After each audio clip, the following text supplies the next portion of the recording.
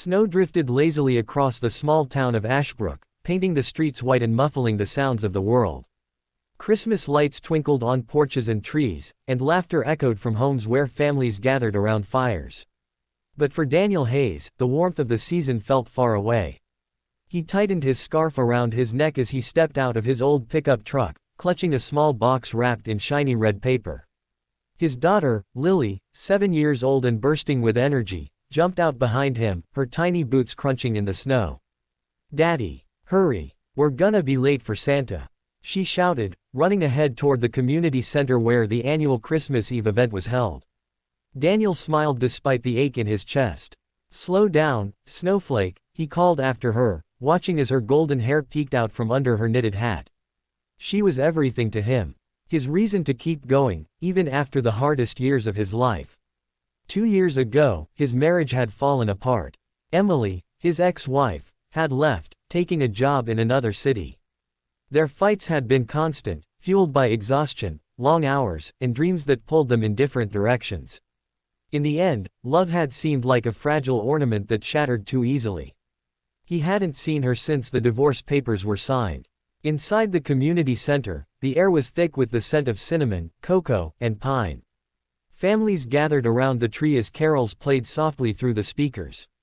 Daniel tried to lose himself in the cheerful chaos.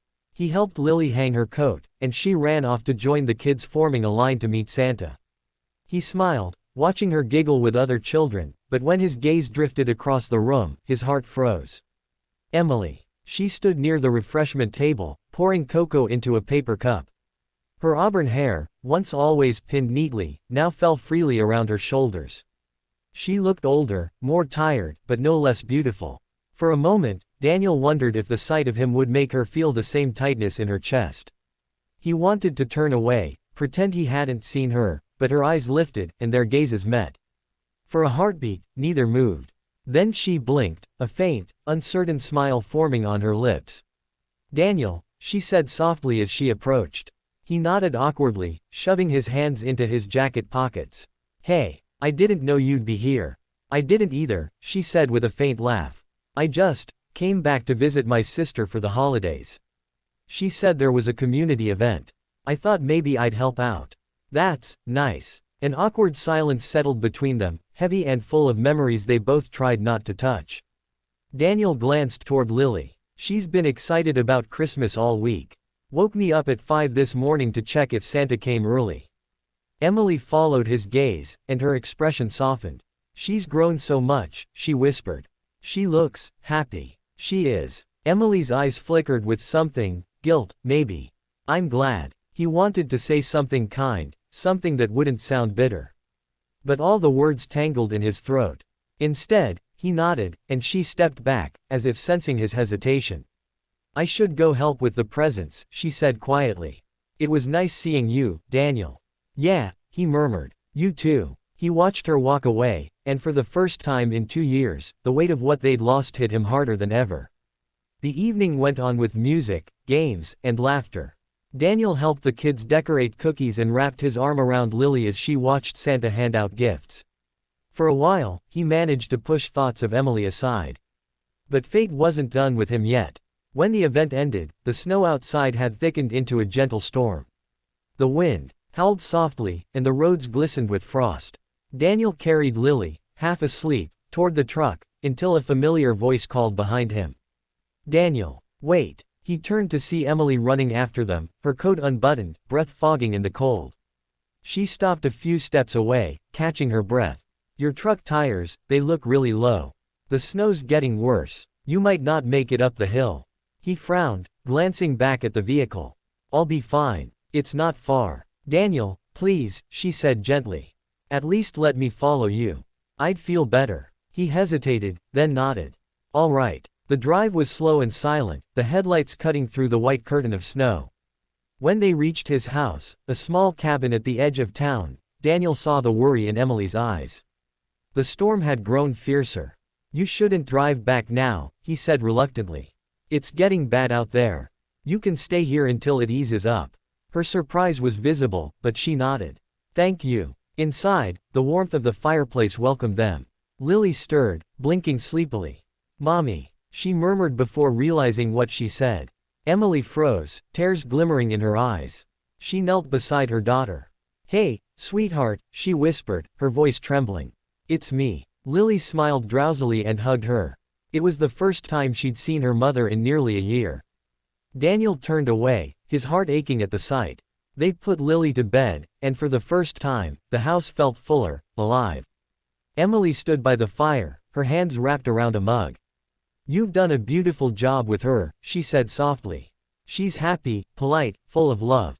That's because of you." Daniel shrugged. "I just try my best." "I should have been here," she said, her voice breaking. "I thought leaving was the right thing, that we were too broken to fix. But seeing you tonight, seeing her," she wiped a tear. "I realized I left behind more than I could ever replace." He stared into the flames. "We both made mistakes, Emily. We stopped listening, stopped forgiving." She nodded. "I know. And I can't ask you to forget. But I wish I could make things right." Daniel's voice softened. "Some things can't go back to what they were." "I know," she whispered. "But maybe, they can become something new." The silence between them wasn't cold this time, it was fragile, tentative. Hours passed, and the storm outside deepened. The house hummed with quiet warmth. When Daniel went to check on Lily, he found her awake, her eyes bright with innocence and wonder. "Daddy," she whispered, "is Mommy staying?" He glanced at Emily standing in the doorway, uncertain. "Just for the night," he said gently. Lily frowned thoughtfully, then reached out her little hands and took theirs, one of her father's, one of her mother's, joining them together. She smiled sleepily and said two words that pierced both their hearts. "Stay forever." Time stopped. Emily's breath caught, and Daniel felt his throat tighten. The child's simple wish carried more truth than any words they could have spoken. When Lily drifted back to sleep, Daniel and Emily stood by her bedside, their hands still linked. "I didn't expect that," Emily whispered, tears sliding down her cheeks. "Me neither," he said quietly. "She still believes in things we forgot to believe in."